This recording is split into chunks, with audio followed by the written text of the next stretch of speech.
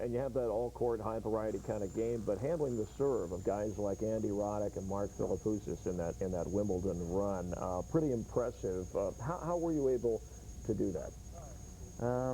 You know, I guess I chose the right tactics. You know, I didn't want to over try to return Andy Roddick's serve. I just tried to block it, and it worked fine. You know, and against Philippoussis, I knew it's going to be different because he was coming in after first and second serve. So it was a totally different match, but I guess I just had a great rhythm on that grass court. You know, they couldn't get it high on me because the ball stays low.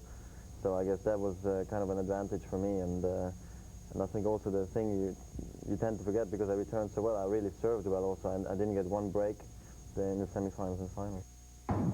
In talking about your game and the devotion to it, and then when you leave it, you know, you leave the sport, what happens in your life? Because you're still a young man. Yeah.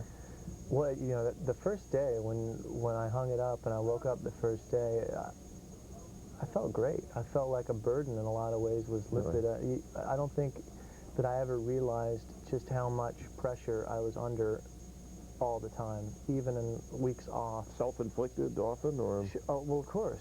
I'm the only guy on the team. I am the team, so you know, I knew that eventually, even if I'm taking this week off, I've got to start training again next week, and there's a very small off season every year, and that grind year in and year out, you don't realize it until you step off of the merry-go-round, just how much actual pressure you've been under and how it feels to relax. It feels totally different to wake up in the morning and not have to go practice, but you can if you want to.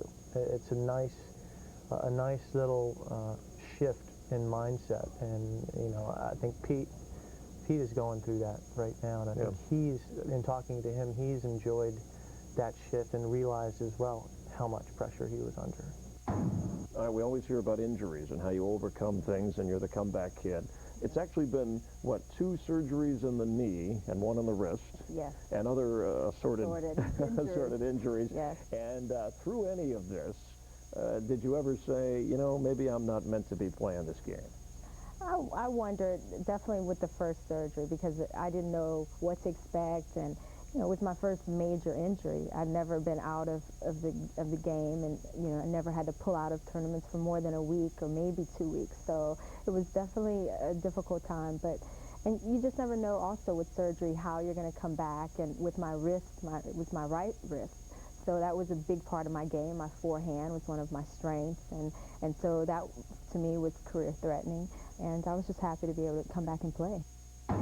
There was a time when we thought you might run for office in some capacity. What happened? Well, what happened was I realized community service, you could give back without going through the hassles of being an elected official. So I feel like through the sport of tennis, I give back a lot. I chair a committee for the USTA Public Affairs, and we're involved in Washington, D.C., actually monitoring legislation that can affect the sport of tennis, and trying to get local community tennis associations to realize they put the right grant through to the right area, they can get some money from the government because they run after-school programs, anti-child obesity programs, senior programs for senior citizens. The sport of tennis is truly special in that way. And you've been around some presidents, right? State dinners. I even behaved myself. That's good. But ever get to play a little tennis with them? Or I played at Camp David a number of times with the first President Bush. Okay. And I met President Reagan because of a victory celebration at the White House lawn the year in, let's see, 81, when Davis Cup, Fed Cup were both won by the United States. And Reagan didn't play tennis, but he had some exhibitions on the court. And yeah, so in the 80s, I kind of hung around some folks that because of the sport of tennis. Your father's name is Chuck, right? And still your coach today. Yeah. So a lot of years have got, more than 2 decades have gone by. How would you describe that relationship, and how has it changed growing up with him as your father and your coach? Well, I think that a lot of people see him at tournaments. In fact, everybody. Yeah, he's very visible. He's an intense guy, and you're intense. I'm an intense guy. I need somebody who's intense in order to listen to him. I couldn't have a coach who just sat there and said nothing and let me go through the motions of the court. I need somebody who's going to tell me what to do and sort of be in my face a little bit. So, you know, when he's at tennis tournaments, he's more the coach than the dad. Okay, and you separate that. Yeah, and I like it that way. And if he wasn't your dad, maybe you wouldn't trust him as much, or being in your face, right? Sure. I mean, you never know. I mean, the thing is that about having a father as a coach, the best thing about it is that you know, I know he has my best interest at heart. He wants me to win more than anybody else does, and he's given up a lot. You know, his career for mine, basically, and so you know, it's a big sacrifice. Watch for Chris Myers and his full-length interviews with these guests and many more. Center Court with Chris Myers, only on the Tennis Channel.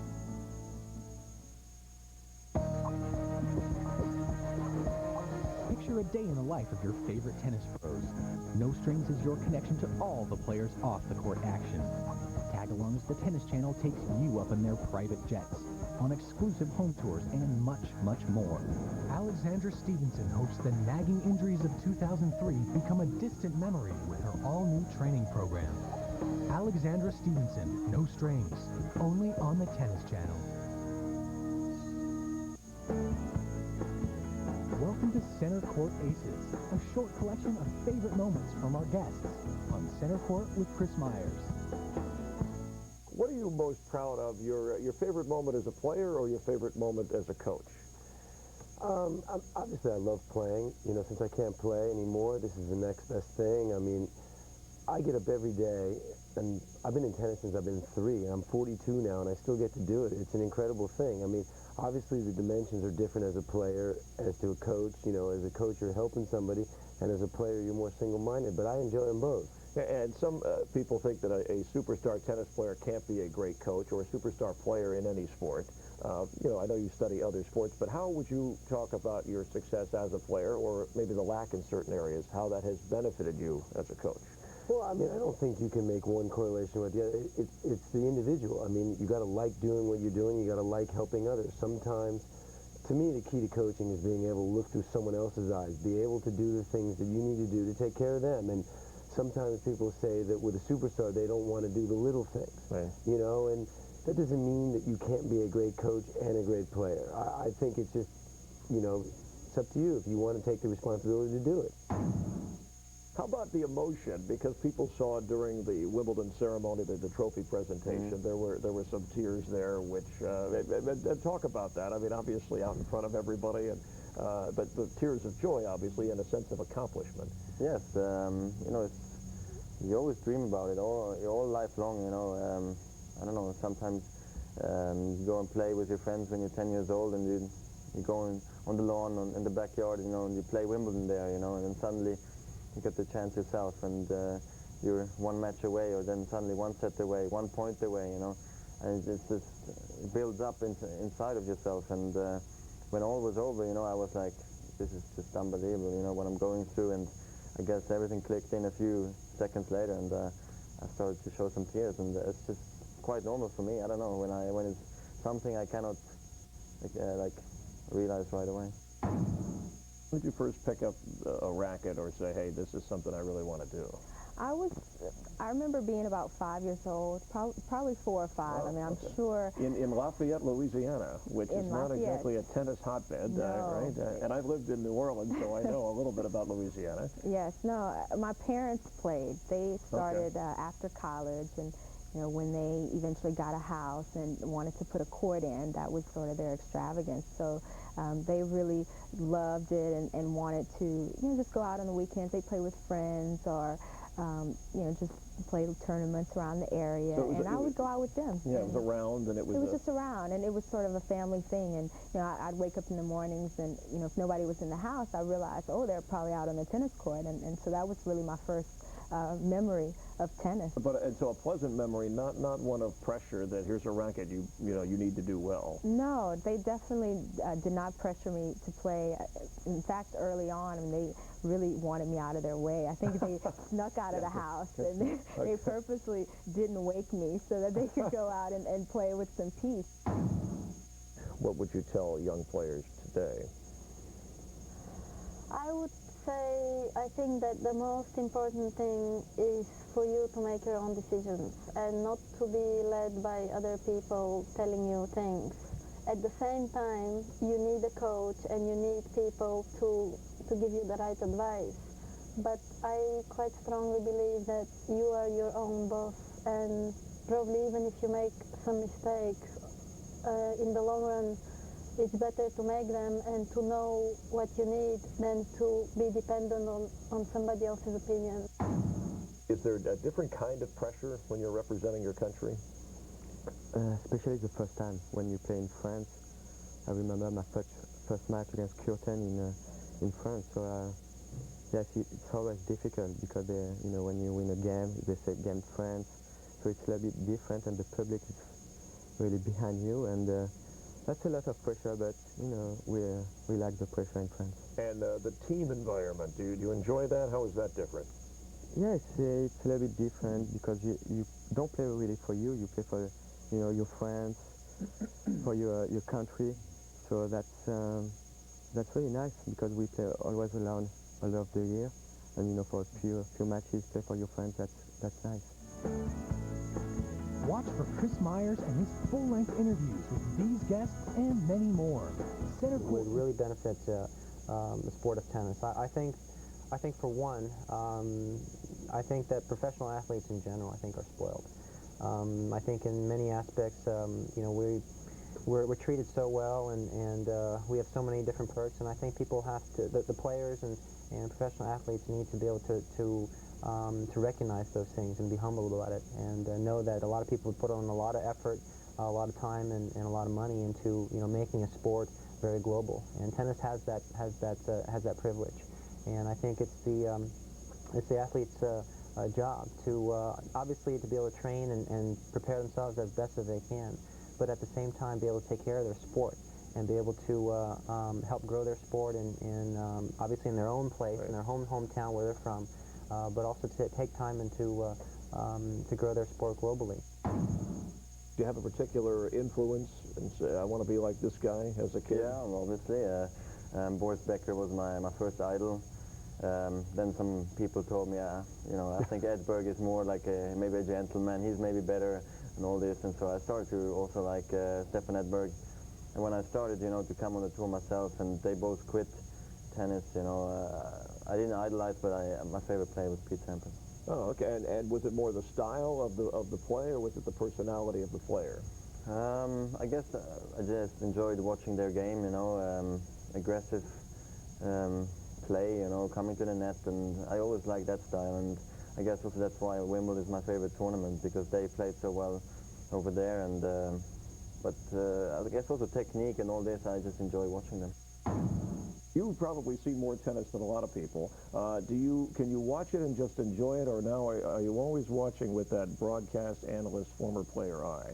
Well, a little bit of everything, really. Obviously, when I'm working with a headset on, I'm really trying to concentrate hard on the tactics, any changing strategy in the middle of a match.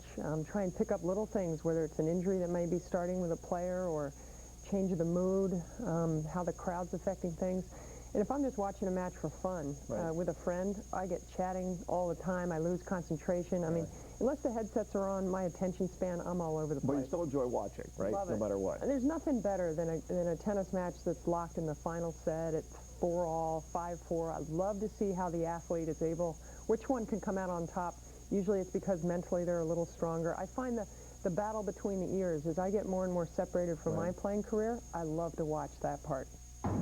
So your mom kind of brought you along to play tennis. She introduced me to it. She introduced me to tennis, to soccer, to basketball, to ice skating. Oh, I loved ice skating, the little outfits. Yeah, I was going to say, was there another sport you might have... ballet. I wanted to be an ice skater, but I was too tall. I was told that when I was 7.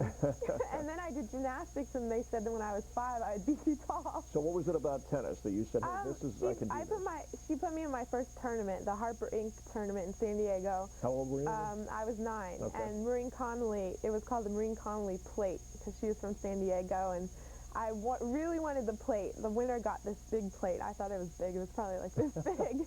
And I just thought it was so cool. And I got all the way to the finals, and I lost to Allison Bradshaw, who was the #1 junior in San Diego. And her mother, Valerie Ziegenfuss, had played on the tour, so she was a big name. I was very upset. I cried because I got the little plate. And I went to my mom, I'm never losing again, which is wrong because you lose through life. And on the court, you lose. Yeah. You win and you lose. And but I never did lose to Allison Bradshaw. Oh, that took care of it. That was it, and I did get the plate the next year. Watch for Chris Myers and his full-length interviews with these guests and many more. Center Court with Chris Myers, only on the Tennis Channel.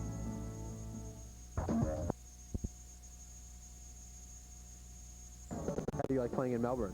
I love playing in Melbourne. I feel like I get a lot of support out here. The conditions are great, and it's just a great time playing. What kind of conditions in Australia were you referring to? Well, it gets really hot, and on the rebound ace courts, it speeds it up a lot, so my serve and volley style pays off for me then. I can hit the big serves and get away with, doing a few cheesy volleys, so it works out. When we get back, we're going to take a stroll with James Blake down the Yarra River. Stay tuned for more Open Access.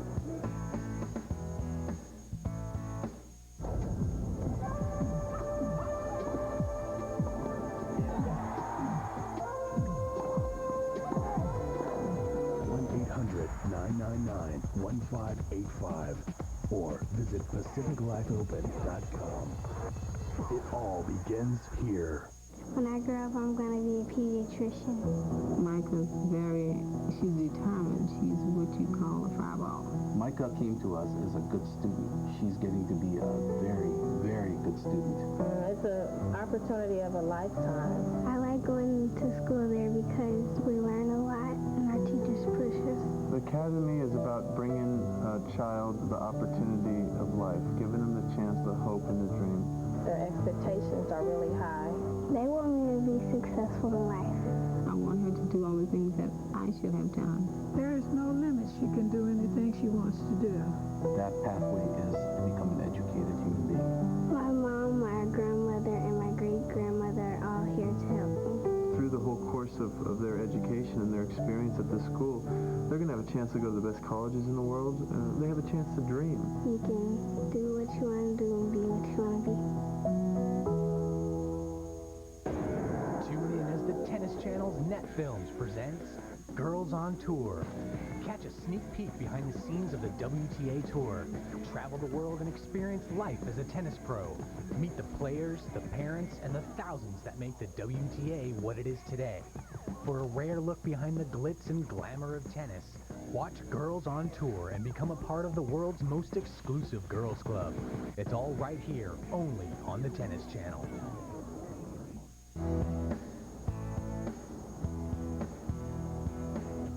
Okay, we're here with the great Lindsay Davenport at one of the premier tournament hotels, the Crown Casino. Lindsay, you've had great success down here in Australia, winning in 2000. That would have to be one of your top memories. What are some of your other things that make it so enjoyable to come down here? This tournament's always been great to me. It was the first time I ever got to a quarterfinal at a Grand Slam. Obviously winning in 2000. Been a double finalist like 5 times. Can't win the doubles, but I've always enjoyed playing in Melbourne more than the other Grand Slams. It seems like the people are more relaxed. Tennis fans are very educated and very polite. And just seems you have more time to unwind here than you do at the other 3. They just always seem to be a little bit more stressful for me. Any other differences? What about how do you deal with the conditions? I mean, just today we've experienced 3 different types of weather. I think that's the thing that makes Melbourne probably the trickiest because it can change, the weather changes overnight. It's either 100 degrees or it's 60 degrees and windy and rainy. And I think for someone to win it, they really have to be able to adapt their game to all the different atmospheres we go through. Anytime it hits over 100 degrees, I think it's tough for any player, and I'm certainly not one that enjoys those days. I prefer the mild 80 degrees. I've always had great success in the extreme heat, as you know. Last year, Lindsay wrote me a note saying how is this the best 2-set tennis player she's ever seen. Unfortunately, here we play best out of 5. So. Cramped in the 3rd. It was cloudy. The end of the 3rd. There's so many great things to do in Melbourne. What type of things do you enjoy away from the tennis? Some people ask. Well, never been one to do too much during a tournament. I really don't like to go out late or do too many things. I think after you've been to a city 10 or 11 times, you've kind of seen all there is to see. But, pretty much go to dinner. We'll gamble, go to the casino, and, every few nights, not every night. Like going to the pool and the spa here at the hotel. But pretty much between singles and doubles, it doesn't leave a whole lot of free time to get crazy. What do you like to play when you gamble? A couple of years ago, I got a little bit into blackjack. How into it? Well, I was playing. Into the house? Into the game? I learned how to play, I should say. That's good. I sometimes play roulette, but... The difference between Lindsay and I is that she has enough money that she can learn to play on the go. When I go there, I better know how to play right then. I actually have like a little bit of a fear of crowds and a lot of people, so it's actually not so enjoyable for me, but I try and tough it out sometimes. You've gone through a lot of personal changes also in the last couple of years. Getting married to a friend of mine, Jonathan Leach. How has that changed your perspective on the game and how you handle everything? I mean, it's been a wonderful addition in my life the last 4 years. We've been married about 9 months or so. But I don't really feel marriage in general has affected my game or my outlook. I think, you know, I got married last year and soon after I was battling a foot injury for 6 months. And I think that, more than anything, was kind of a contributing factor to my year, not because I got married. But it's nice to be able to look towards the future, and we're very excited whenever my career ends to start having kids and kind of start the second phase. And lucky my husband's very supportive of my career and the choices I've made, and you know, it's nice to be able to know that no matter what I do, there's always someone there who supports me. And he was quite a good player as well, wasn't he? I don't know. He was a very good player. So you guys ever practice together? Or ever hit some balls? Not really. He's pretty feisty, and he likes to beat up on me and kind of brag about it, so I've kind of curtailed those activities. The handsome man, wouldn't you say? You'd describe your husband as a handsome man, wouldn't you? Absolutely. James, so we're here in Melbourne, the Australian Open. What are your thoughts on playing here in Australia? I love it. I love the start to the year. Kind of gives you a test of how much work you did in the off season, and I feel like I worked really hard, and I'm ready to prove it. What kind of stuff did you do to get prepared? I did a ton of track work, got in the gym a lot. It took a little bit of time off the court, which kind of everyone needs right at the end of the season. And then once I got back to it, I changed my serve a little, and I just worked on a lot of things that I felt needed tightening up. Now, the conditions we all know in Melbourne can vary during the course of the day. You can almost get all 4 seasons in one day. How do you deal with that? Well, just being prepared. I came from a cold climate in Connecticut, so I can deal with the cold. That's no problem. And now I live down in Tampa, Florida, so I feel like I'm ready for the heat, too. Should be fun, but I always know that it's the same for the other guy. So I just try to draw a little confidence from that they'll be struggling just as much as me. What kind of things do you do in Melbourne to unwind and get away from the tennis? Well, this year's the first year I'm staying here at the Crown, and unfortunately and fortunately, there's a casino right downstairs, so that can always be some fun. It could be costly, but you never know. I could get lucky there too. Do you like gambling? I do, but always only in the amounts that are still fun. So if I lose it and I go home, I can still have a smile on my face. The amount of money you've been making, I mean, those amounts are probably going up more and more as we speak. No, they stay the same no matter how much money I'm making, because I still have the same value of $1 as when I was a kid. How would you say this tournament, the Australian Open, differs from the other 3 Grand Slams? Well, it's the only one that's set apart in this time of the year. The others, you really have the whole, they're during the summer, the traditional, I guess, Northern Hemisphere summer. And so this one is set apart, and it's really the beginning of the year when a lot of guys haven't prepared for it. And it's kind of a chance, as I think Jim Courier told me beforehand, it's a chance to steal one, to really prove that you've worked hard in the off-season and get on top of the guys that haven't. Now, in 2003, you were named most handsome athlete by People magazine, best looking athlete. That's quite an honor.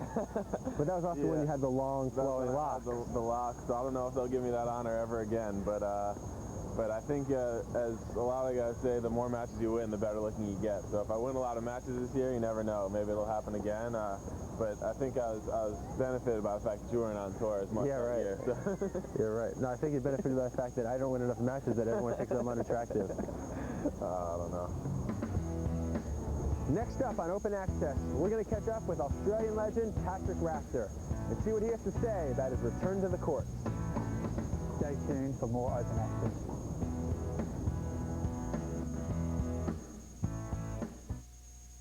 When playing tennis, there are 3 basic elements. It specifically is not necessarily in place to produce professional players or even to win scholarships. If one does that, fine, but certainly the lessons that one can learn playing an individual sport like tennis, where once play starts, there are no substitutions, no timeouts, no coaching. Those are very solid life lessons that anyone would do well to learn. that's what you can learn at the Arthur Ashe Youth Tennis Center. The Tennis Channel celebrates Black History Month by honoring tennis legend Arthur Ashe.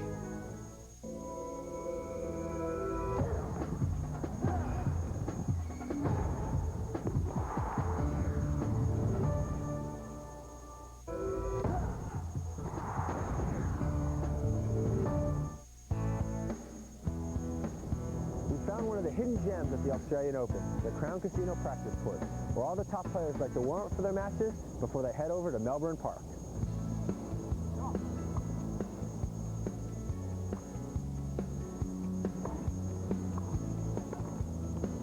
So Pat, what is it like being back on the tour? It's short. I hope you realise that, but it's fun. It's really enjoyable getting out in the tennis court. It's hard seeing all the guys again, and you sort of got to start up the conversation. So what have you been doing and how are you going? And after 128 guys, you go, oh, it's starting to get a bit boring. But it's been good. I've really enjoyed it. Well, everyone's going to be disappointed. So right here we could squash the rumors that comeback is definitely not in the works. No, there's definitely no comeback. I came into this because I have an exhibition in a couple of weeks' time against Orlando, and I feel like I've got to hit the ball okay. And it's sort of my duty for people paying to go and watch it. I've got to play okay. And Josh Eagle asked me if I wanted to play, and thought it'd be a bit of fun, and it could be his last Australian Open. Not great for his career, but a bit of fun for me. How have you noticed, or what kind of differences do you see between the Australian Open and the other 3 Grand Slams that we play in? Everyone's very unique. I think everyone will say that. The Australian Open would have to be probably the most laid back out of everyone, the best way to describe it. It's always hot, a little bit like the US Open. You know you're going to get hot weather here. You know, you got the Swedish fans.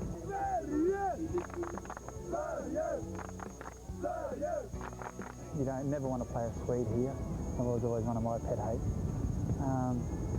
But I found the Australian Open a lot of fun. Obviously it's my hometown, so it's easy for me to say that. But you talk to a lot of other players, I think they really enjoy it as well. So you've been away a couple of years. What are some of the things you've done to keep busy? I know you've had some changes in your life.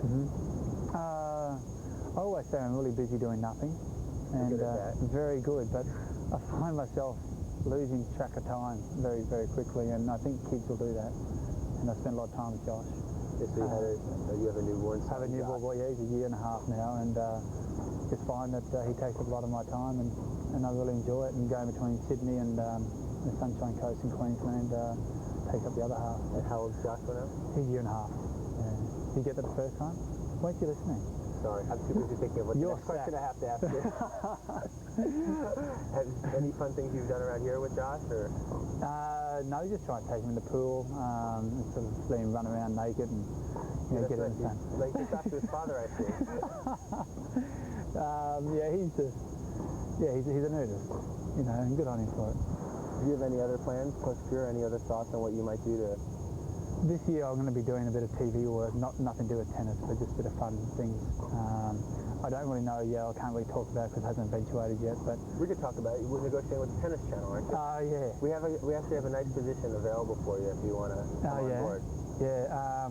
Probably wouldn't be a tennis show, but I'll be really busy this year doing a bit of travelling and things as well, and looking to go maybe do an exhibition in Toronto this year as well, and head back to Bermuda, see where I lived for a few years, and back to Australia.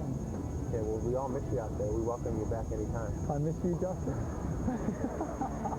Well, that's it for this episode of Open Access from Australia. We'll catch up with you next month on the tour. That was fun. I've been watching the Tennis Channel too. Yes, good. I had the cable guy come out. Hear that? Are you still filming? Yeah, I had the cable guy come out and give me the Tennis Channel. He got the touch of the leg in too. It was beautiful. And how long did it take you to do that hair this morning? An hour. Yeah. And you did it yourself? No hairdresser, nothing? No, it's your mom. Do you help him with that? What's the best channel in America? That's good.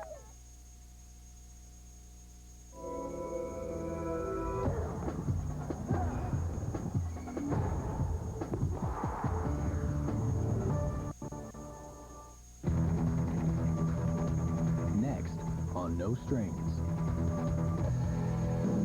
Karina Marario, spectacular performance.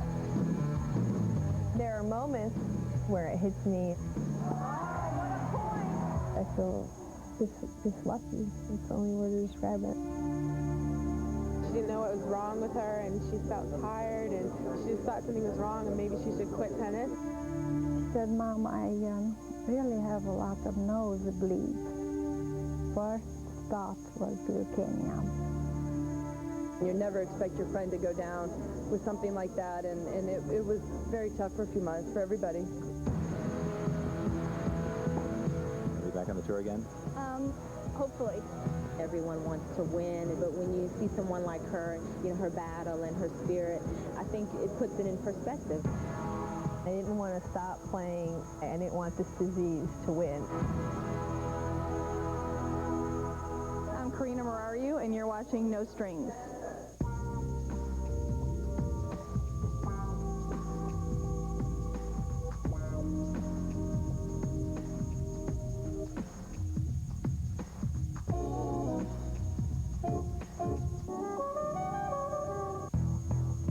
Los Angeles. A night of fashion like no other. A runway full of heavy hitters. A parade of champions in support of one of their own. I'm very overwhelmed. I feel lucky because of people like yourself that are here supporting this cause. Karina Marario may have the best comeback story in the history of tennis. She is just a tremendous person. What she has overcome, really, with the support of her family and friends and her own strength is quite amazing. Inspiration.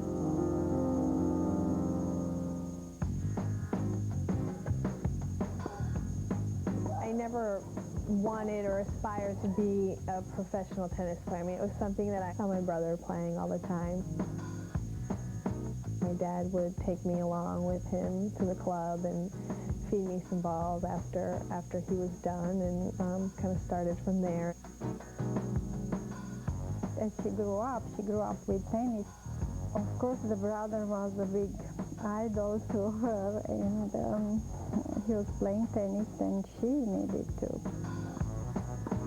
I guess I took a liking to it. I don't remember. It was such a long time ago. The daughter of a doctor, she started out in South Florida, taking lessons from the late Tim Gullickson.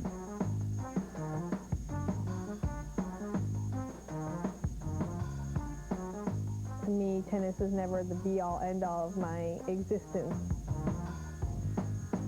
But it was just something that I stuck to, and I ended up being decent at, and started doing well at the junior level and doing well at the professional level, and decided to turn pro when I was 18 after I finished high school.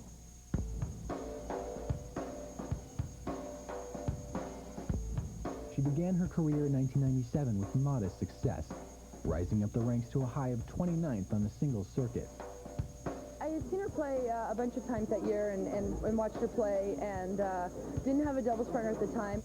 She had emailed me, I think, about the French in Wimbledon, and I had already committed to somebody for the French, so I couldn't do that. In '99, Karina teamed up with Lindsay Davenport. They would take the title at Wimbledon and go on to become the #1 ranked doubles team in the world. You know, it was kind of a breakthrough year for me as far as my tennis went.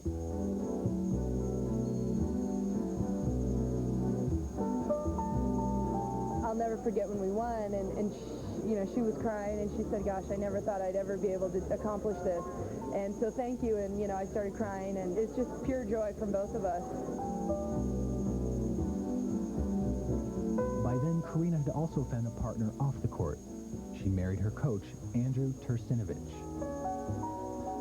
I started the year off very poorly. I think I lost my first 7 matches in that year, but was able to turn things around and finish off strong, both personally and professionally.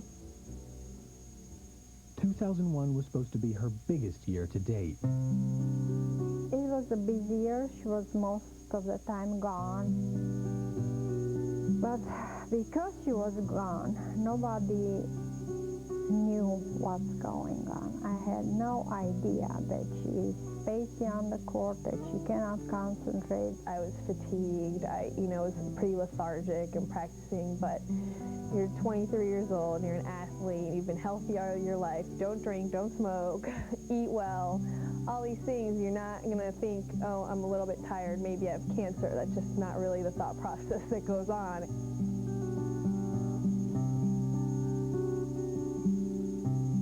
It was the beginning of a stretch in Europe that was going to take 6 weeks, and then into the second week I started with this foot injury. She came home with a ankle injury, so we were treating her physiotherapy in our office, and we were having fun and laughing, and she said, Mom, I really have a lot of nosebleeds. And then a couple days later, the nosebleeds combined with just spontaneous bruising all over my body. At that moment, I put the three things together, bruises, the nosebleeds, and the fact that she's so anemic, and then I first thought was leukemia. Radhika was right. Karina was immediately hospitalized and diagnosed with a form of cancer known as APL. Acute promyelocytic leukemia. When she was discovered and diagnosed, it was really late. It didn't get to the last right point, but I was very close to dying. It's the worst nightmare a parent can have, and I wish nobody has to go through it.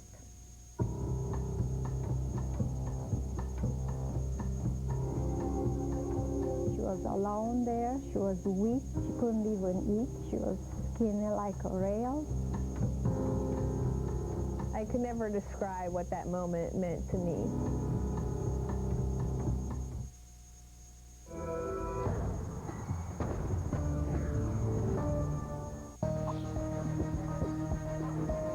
Picture a day in the life of your favorite tennis pros.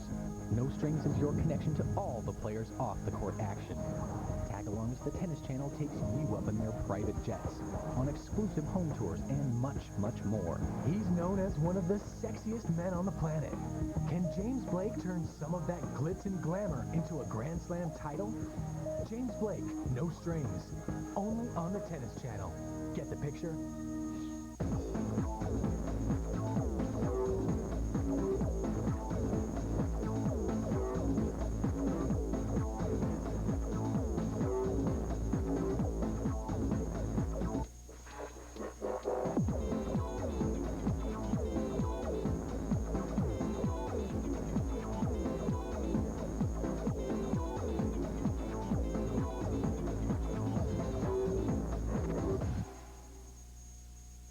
It all begins here.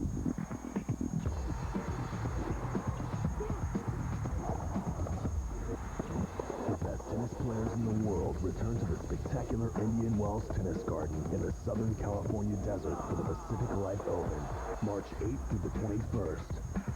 For tickets, call 1-800-999-1585 or visit PacificLifeOpen.com.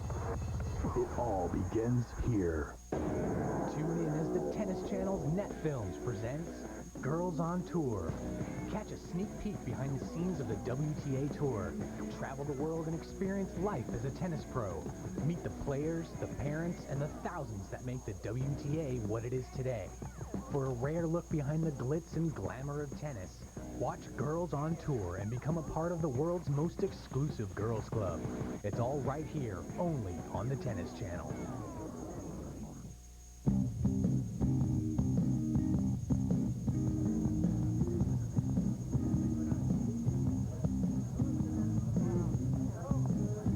Karina Murariu takes nothing for granted anymore. It is a cliche, but to say that you have a new perspective on life doesn't really even begin to describe it. I spent 9 months fighting this disease. I think for the rest of my life I will have those emotions inside of me, and that to look back on and realize how lucky I am in all aspects of life.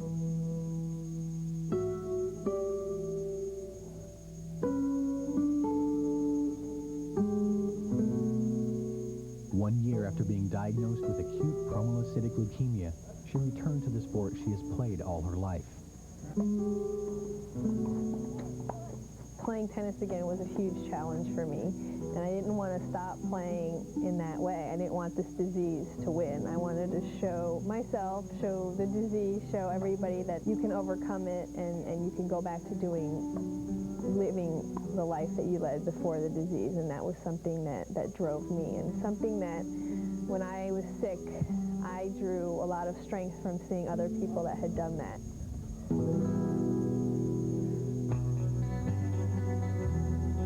Her comeback would be complete that September, and she faced off against the best player in the world in the U.S. Open. I didn't want to go out there like, oh, I'm so happy I'm here, and it doesn't matter how I do because I'm just happy to be alive. Because I did want to do well, and I wanted to play well, and I wanted to show myself that I could still do this and that I could still compete. Serena Williams won the match 6-2, 6-3, but Karina could claim the greater victory. She did fantastic. I mean, gosh, and not playing in that stage for such a long time. It's just so great to have her back, and I think she still has some fantastic tennis ahead of her. She just looks, you know, like nothing happened to her. She's obviously a beautiful girl. Her body physically has come back phenomenally from all the chemotherapy and all the treatment, and it really is amazing to think a year ago she was in such a different place in her life.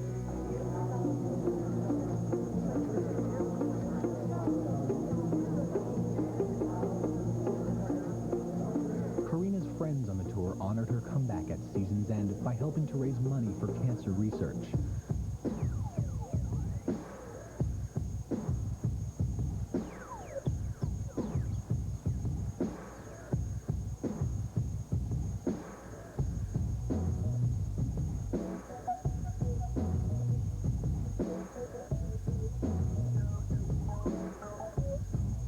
She looks healthier than most people I know. And her hair looks great, her skin looks healthy and shiny, and she's so happy, and it's just wonderful to see her like that. Without further ado, I'd like to introduce Karina Murario. Karina is now the International Sport Ambassador for the Leukemia Lymphoma Society. See, I thought I was going to try not to cry, and that lasted all of 10 seconds. I'm very overwhelmed by this evening, and I didn't prepare anything to say because I prefer to speak from the heart. You would have never known that, you know, all she's been through, and you obviously see how emotional she was, and I don't think anybody in the room wasn't crying, you know. I feel strange standing here alone because it was not just me that thought this. It was my family and my friends, and sorry. I could never put into words how much that means to me and what strength you can draw from being that sick and being that close to death and having people call and letting you know that they want you to stick around. And so I drew a tremendous amount of strength from that, and I want to thank them from the bottom of my heart. I lost my mom from a cancer a couple of years ago, so I could imagine how it was hard for her. We're so happy to see her. I think we're very happy. It's unbelievable. Yeah. People ask me to give advice and to say certain things, and I just don't feel comfortable with that because I feel like everybody needs to deal with that situation in their own way. Hi, I'm going to give you a hug because, like, it's nice to meet you. How are you? Good. And you have? Leukemia. I just try to, you know, be friendly and have a nice conversation with them. You know, I just ask questions that, you know, about his treatment and his illness and about school and trying to make him feel comfortable. Where were you being treated? Where were you being treated? Oh, okay. It's been a very, very difficult year and a half, but I feel like I'm living proof, as well as other cancer survivors, that this is just an amazing cause. So,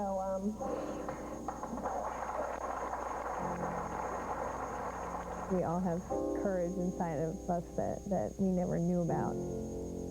If somebody can look at me and see that I'm playing tennis again and that I'm doing these things, they can get a little strength from that, then that's something that's important to me.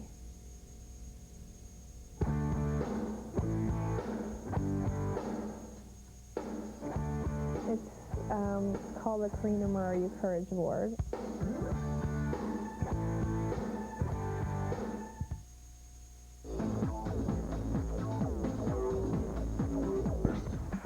For tickets, call 1-800-9. It all begins here. Tune in as the Tennis Channel's Net Films presents Girls on Tour. Catch a sneak peek behind the scenes of the WTA Tour. Travel the world and experience life as a tennis pro. Meet the players, the parents, and the thousands that make the WTA what it is today.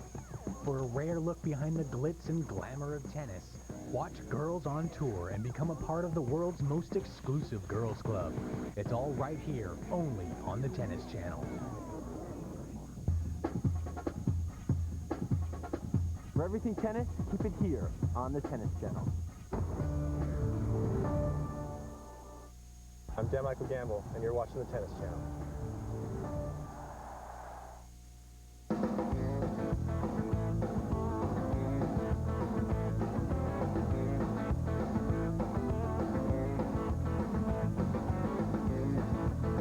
Los Angeles, the last stop on the WTA Tour. I'm on my way, yeah. Okay. The star player of this tournament is stuck in traffic on her way to center court. Yeah, my shoulder's been bad, too. I actually just got a cortisone shot in it, so... Karina Murray is not competing at the Staples Center tonight. The fact that she's able to even make an appearance is victory enough.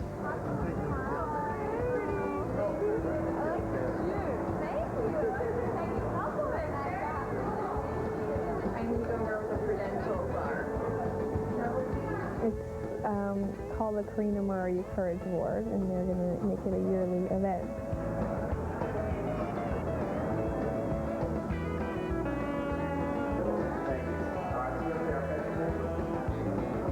Something that I could never imagine, and then just overcome with all these emotions and have difficulty putting them into words sometimes.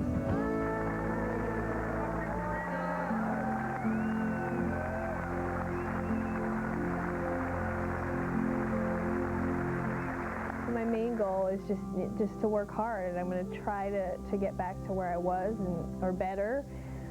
But if that doesn't work out, then I'm proud of myself for trying and for getting back in physical shape. The most important thing to me is just try to be a good person. I'm sure that sounds kind of corny, but it doesn't have really anything to do with tennis. If I can contribute in some way and give back, that's really what's more important to me than tennis or anything else.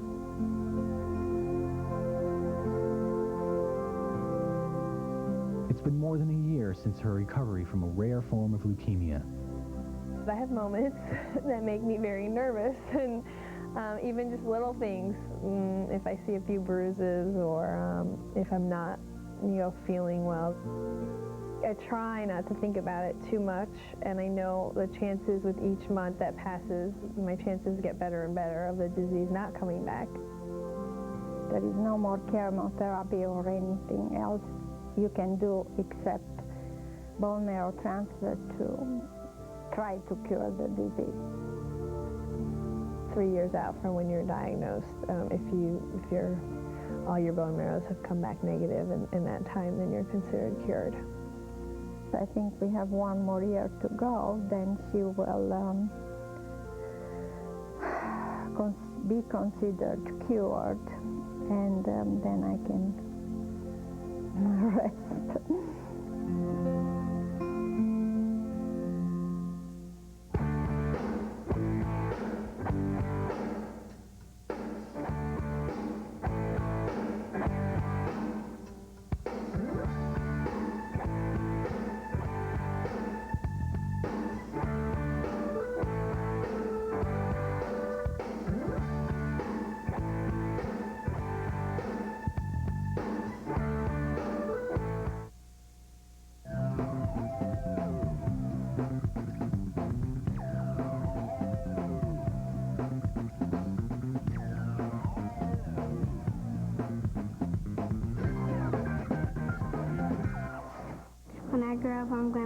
pediatrician.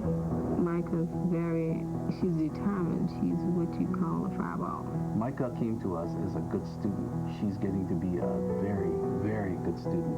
It's an opportunity of a lifetime. I like going to school there because we learn a lot and our teachers push us. The academy is about bringing a child the opportunity of life, giving them the chance, the hope, and the dream. Their expectations are really high. They want me to be successful in life. I want her to do all the things that I should have done. There is no limit. She can do anything she wants to do. That pathway is to become an educated human being. My mom, my grandmother, and my great-grandmother are all here to help me. Through the whole course of their education and their experience at the school, they're going to have a chance to go to the best colleges in the world. They have a chance to dream. You can do what you want to do and be what you want to be. In celebration of Black History Month, we're saluting Althea Gibson, Arthur Ashe, and Zena Garrison. The Tennis Channel, home to past history, present stars, and future legends.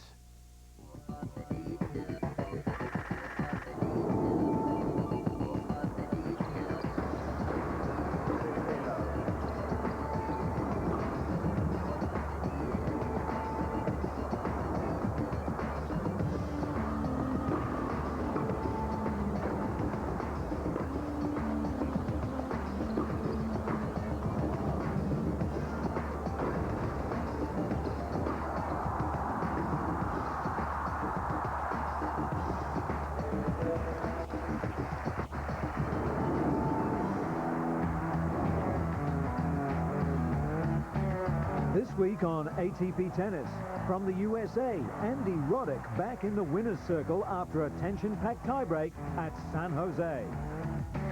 In Europe, 30-year-old Frenchman Anthony Dupuis becomes the master of Milan. And Roger Federer takes up deck tennis in Rotterdam. These are just some of the reports in this edition of ATP Tennis.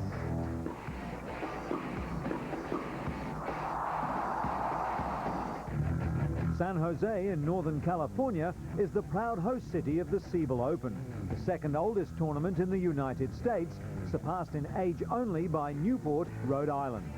Now conducted in the imposing HP Pavilion, the Siebel Open, known for many years as the Pacific Coast Championships, has a long and distinctive history. In 1937, 22-year-old Donald Budge won Wimbledon and his third straight championship in San Jose.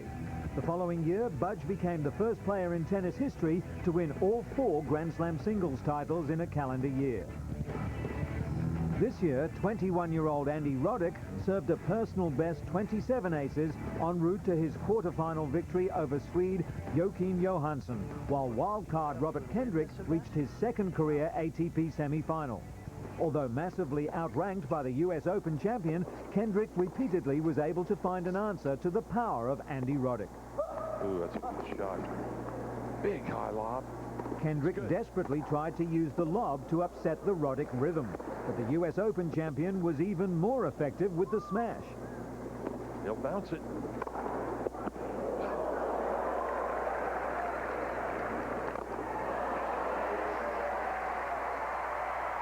But Kendrick was prepared to display some brave acrobatics of his own. It's good. Oh, and a great shot as Roddick applauds. Tremendous shot by Robert Kendrick. But the power, pace, and accuracy of Andy Roddick is far from easy to contend with. Yes.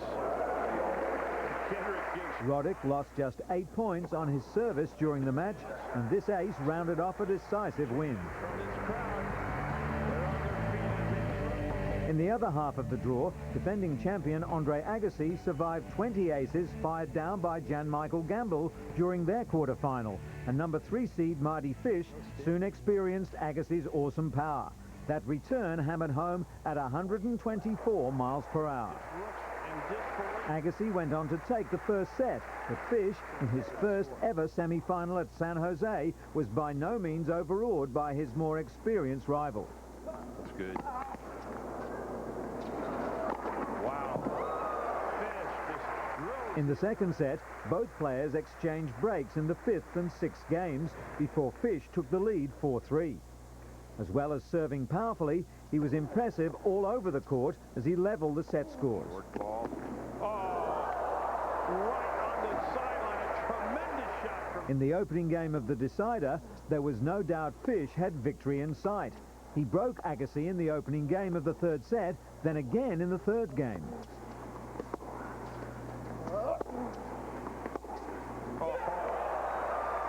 Another superb rally, finished with a beautiful two-handed backhand from Marty Fish.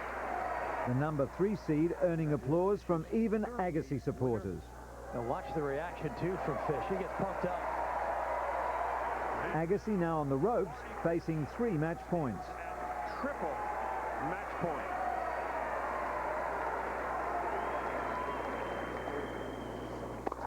And there it is. With his 29th ace of the match, Fish sealed the victory, depriving Agassi of his 4th consecutive final at San Jose.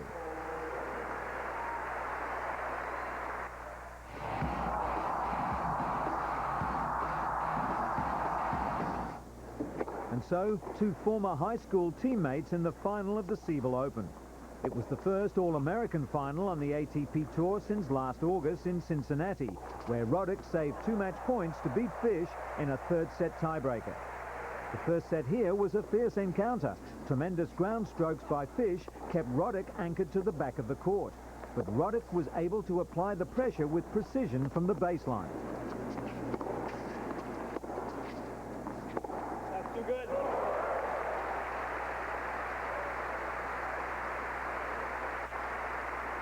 (5-6) in Roddick's favor and 30 all. Despite the tension, both players were clearly enjoying themselves.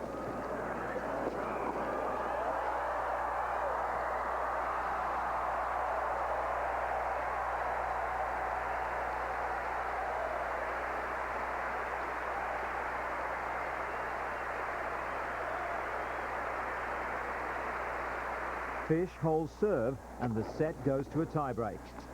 At 8 all, he goes on the attack, but Roddick's passing shot is just too good.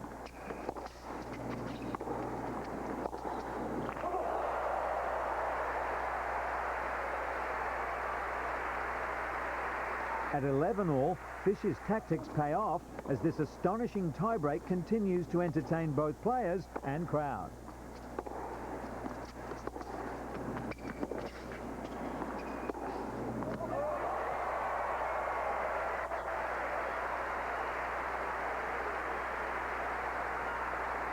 But having saved this set point and another when down 12-13, 2003's #1 player proves he's more than equal to the task, eventually prevailing at 15-13.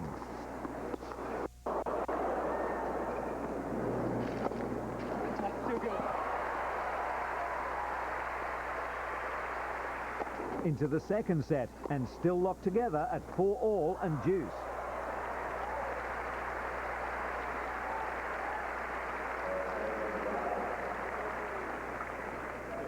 The advantage to Roddick, but Fish isn't ready to give up the fight just yet against one of his best buddies on the tour.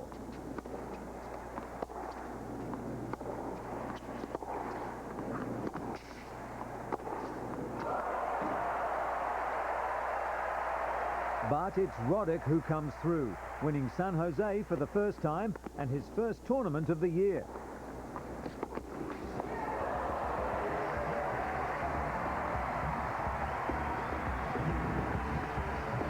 The high-quality match had lasted 1 hour and 36 minutes, resulting in Andy Roddick claiming his 12th career title, this one without dropping a set throughout the entire tournament.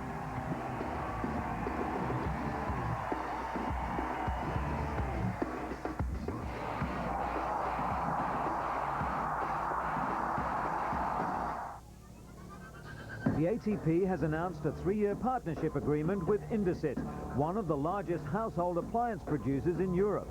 Indesit is now the title sponsor of the ATP Entry Ranking and ATP Champions Race, which has been renamed the Indesit ATP Race. Indesit was the major sponsor at the just completed Milan indoor tournament won by 30-year-old Frenchman Anthony Dupuis, and we'll have highlights from that tournament later in ATP Tennis. Meanwhile, Meanwhile, in Rotterdam, pedestrians strolling along the banks of the River Maas were amazed to see the world's #1 player, Roger Federer, getting in a bit of practice on a barge floating down the river. Federer was joined on board by Rainer Schüttler of Germany and Dutchman Cheng Schalken and Martin Verkerk, who were practicing their hard-court technique in preparation for the ABN AMRO World Tennis Tournament. The players also entertained the crowd lining the riverbank by firing balls at spectators on the Erasmus Bridge in the centre of Rotterdam.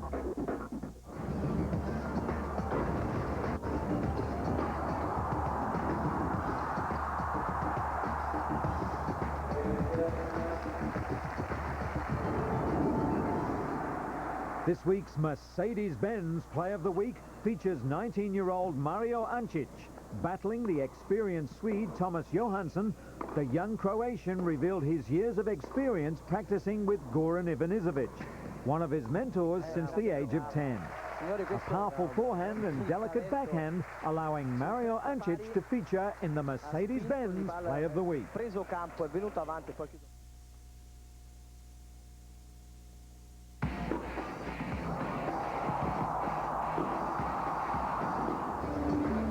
Coming up, on-court action from the Milan Indoor.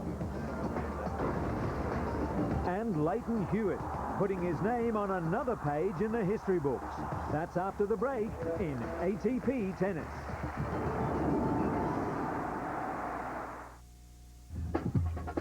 Hey America, we're fired up. There's finally a channel devoted just to tennis, 24/7, all the time. For a fresh spin on tennis, catch Center Court with Chris Myers exclusively on the Tennis Channel. Get the stories that made the game and the lessons learned that make the game. This week, coaching legend Brad Gilbert reveals all about U.S. Open champion Andy Roddick. He has an unbelievable opportunity. I really believe in my heart he's got a great shot at becoming a great player. Discover a whole new slant on tennis, straight from its coaches, legends, and all-time greats. Center Court featuring Brad Gilbert, only on the Tennis Channel.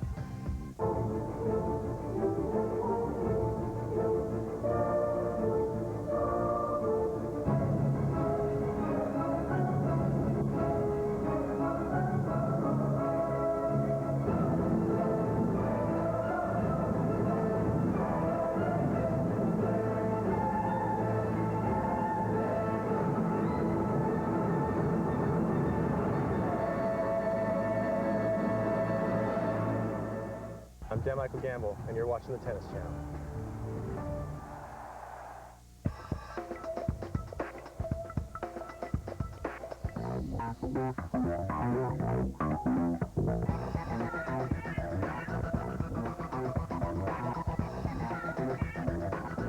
The Glam Slam WTA Fashion Show, all this month only on the Tennis Channel.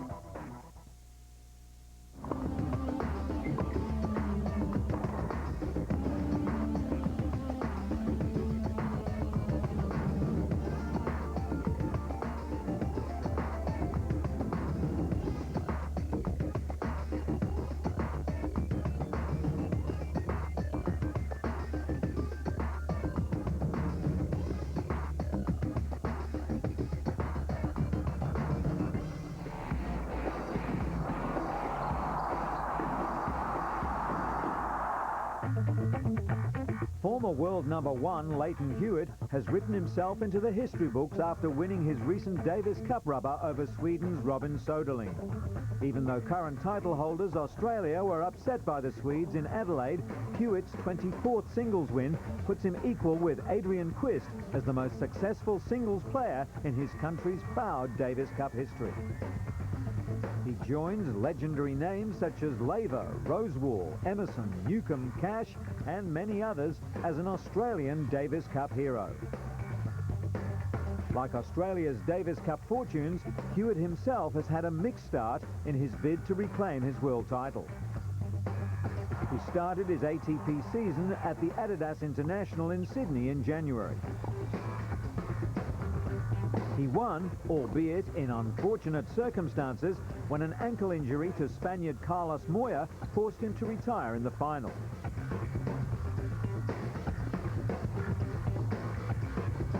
But it was Hewitt's first title since the Indian Wells Tennis Masters Series last March. After 75 weeks at the top, Hewitt surrendered the ATP top ranking in late April.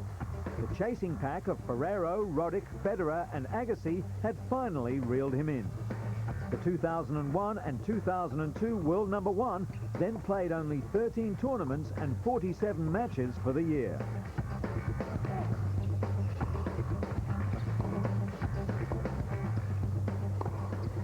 There were some highs and some lows, I guess, and obviously the huge high was winning the Davis Cup at the end of the year and really putting all my eggs in one basket, just concentrating on the Davis Cup the last half of the year, and to it, I guess such a big goal to actually get it to pay off was pretty incredible, and there's nothing better than playing for your country. So for me in Davis Cup, I think that's why I've had some of my greatest results in that. Despite his pride in representing his country, Hewitt won't be at the Athens Olympics in September. His biggest headlining news in recent months came off the court with the announcement that he and longtime girlfriend and former women's world number one, Belgian Kim Clijsters, were to be married. Leighton popped the question after a romantic moonlight cruise on Sydney Harbour. Fans and cameras at the Hopman Cup in Perth were given a chance to take a look at Kim's new engagement ring. But for those who were hoping Hewitt's on-court intensity might have lightened, he has news for them. I think I've definitely worked on trying to be more aggressive out there on, my serve. I've tried to work on a high percentage of my first serve and also, my movement and being very mentally tough out there on the court. I think that's sort of a given every time I go out to play.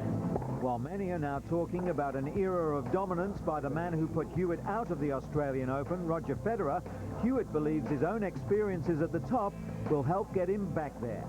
And who can argue? Hewitt has an imposing record: 2 Grand Slam wins, the 2001 US Open and 2002 Wimbledon title, plus 2 Tennis Master Cups, 19 career singles titles in 5 short years. To have beaten, possibly the greatest player ever in Pete Sampras in my first Grand Slam final was, it's a pretty remarkable thing to have behind you, I guess, and it's a real confidence boost when you get into big matches. Andre Agassi is the only current player to have won Grand Slam titles at each of the 4 venues: US Open, Wimbledon, Roland Garros and Australia. Hewitt is halfway there and says he has the game to win on any surface. I probably grew up on hard court the most, I think. So, any hard court, indoors or out, doesn't really worry me that much. I've learned to adapt, and obviously I've got a pretty good record on grass as well. So, it doesn't really bother me.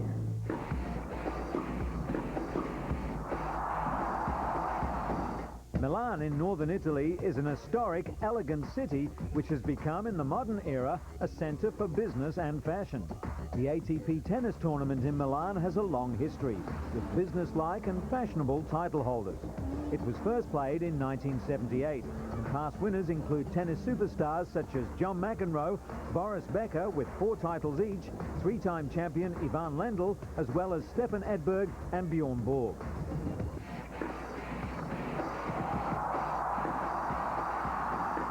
Italy's most stylish city is considered by many to be the fashion capital of the world. And if you're a rising star on the tennis scene, where better to spend some time and money off the court than at Milan's flagship Armani store. Mercedes-Benz invited Feliciano Lopez and Rafael Nadal, who represent some of tennis's most well-groomed young talent, to an in-store photographic exhibition of famous faces from the world of sport. Mercedes-Benz and Giorgio Armani's shared passion for design and style has brought 2 of the world's most famous names together. And whilst there, the players couldn't resist a chance to browse the latest catwalk designs. Giorgio Armani is one of the most influential and celebrated designers Italy has ever produced. And an impromptu shopping spree allowed Lopez and Nadal time to update their wardrobes with this season's fashions. Feliciano was thrilled to have been invited. I like very much the fashion mode and everything, clothes, and I would like to spend my time coming here and see everything and maybe buy something. And there's little doubt who's considered the most stylish player on the tour. Feliciano, no? Feliciano. No, it's him, it's him. For Feliciano, the fun has only just begun, so sorry ladies, it's time to let him shop, in private. Ciao. The first semi-final of the Milan Indoor this year was an all-French affair, with Anthony Dupuis taking on Gregory Carraz. Dupuis in the far court got away to a strong start, taking an early break and a 3-1 lead.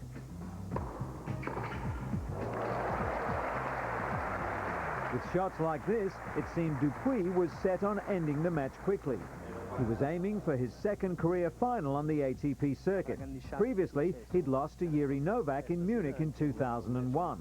His growing consistency here helped him to hold at 5-3 before going on to take the first set.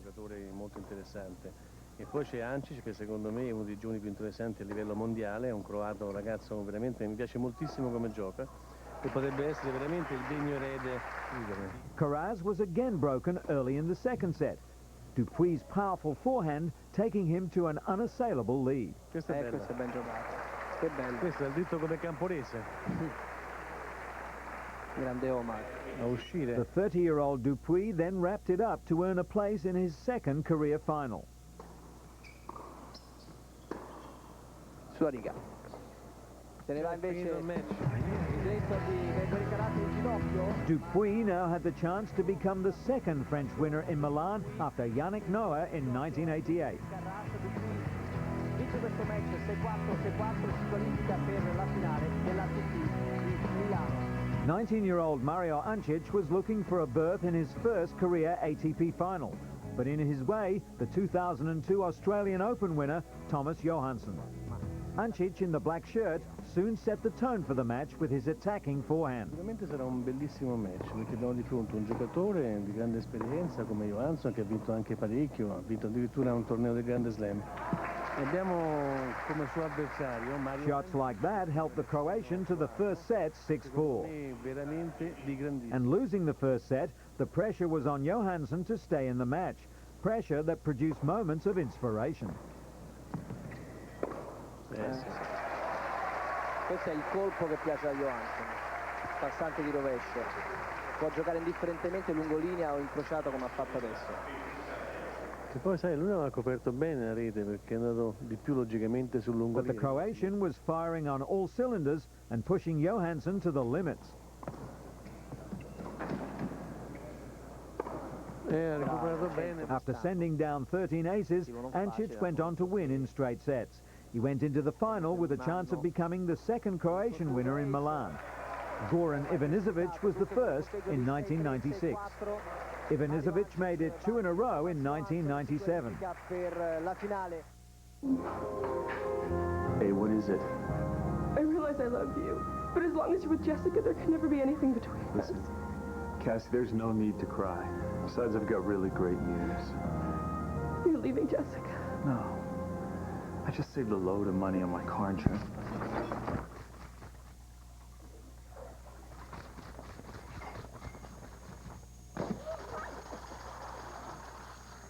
Julie, what's wrong with you? This works much better. Messes are a part of life. Soak them up with the best paper towel. Diva. They're softer, tougher, and absorb more than any other. Soak up life with Viva towels.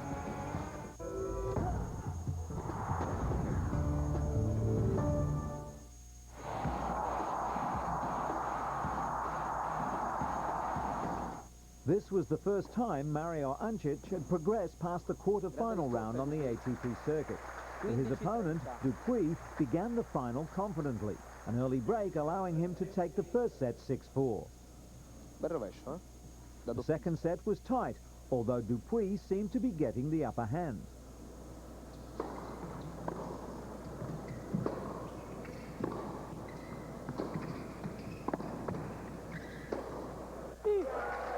But Ancic showed no sign of capitulating, and the young Croatian survived 7 match points in the second set tiebreak to take the final into a third and deciding set.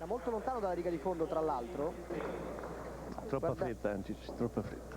Guardate come riesce.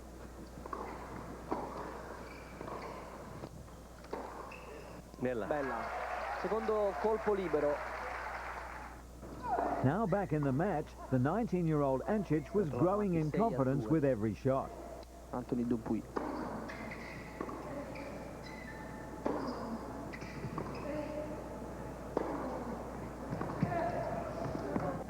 Questa è ben giocata da parte di Mario Ancic. Non era sbagliato il tentativo di Dupuis di giocare quel lungolinea. È stato bravissimo a trovare la palla. The two were matching each other blow for blow, although on this occasion Ancic comes out on top with a cool backhand volley under pressure. Sta cercando il rovescio di Dupuis,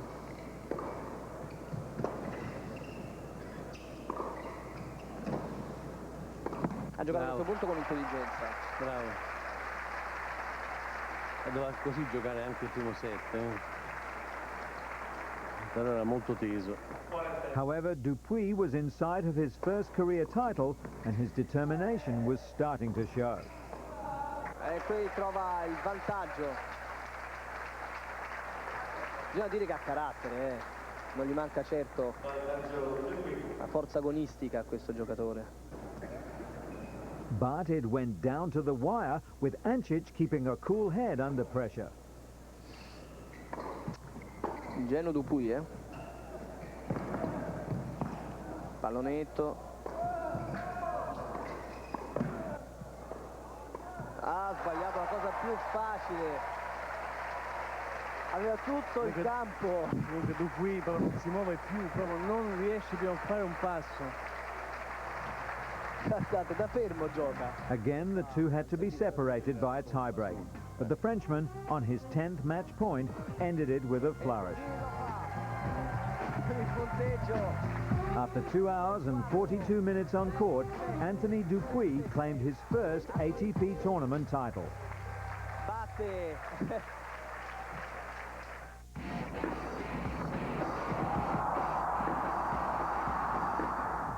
In the Indeset ATP race, Paradorn Sichapan slips out of the top 10, but Escudé, Hewitt, Grosjean and Moya remain.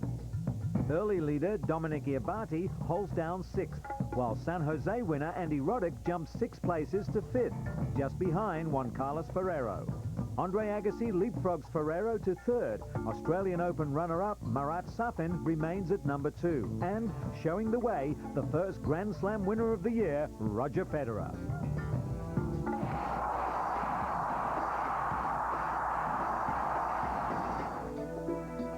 ATP tournament action in the Americas next week centers on Costa do Suípe for the Brazil Open. Gustavo Kuerten celebrated his birthday there last year, but Cheng Xiaoquan took the title honors, defeating Rainer Schüttler in straight sets. This year's final is scheduled for Saturday, the 28th of February, and you can be sure Guga will be desperate to win in his homeland. And if you happen to be in Provence, France, from the 23rd to the 29th of February, find yourself a seat at the Open 13 in Marseille. Roger Federer won there last year, and he'll be back to defend his title. Federer and Juan Carlos Ferrero had a powerful lineup of tennis talent.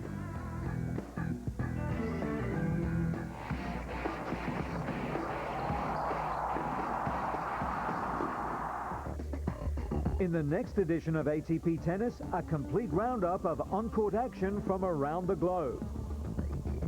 And Marty Fish, schoolmate, now challenger for Andy Roddick. Those reports right here next week on ATP Tennis.